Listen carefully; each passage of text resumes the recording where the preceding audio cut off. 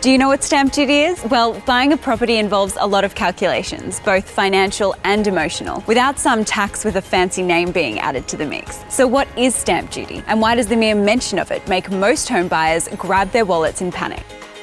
Actually, I don't know what stamp duty is. But I think it's a state tax of some sort. 30,000 up to 60, 80, 100,000.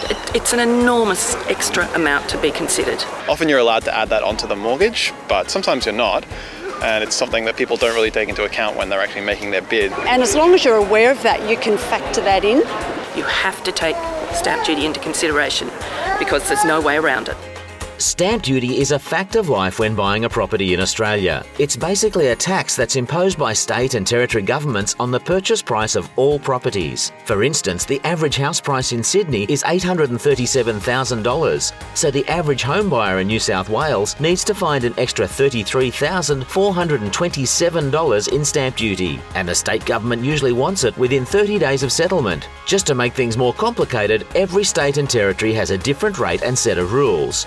Importantly though, there are concessions. If you're a buyer that falls into one of these groups, then it's critical you check for any reductions. So when it comes to stamp duty, save yourself the dreaded bill shock and find out as much as you can as early as you can.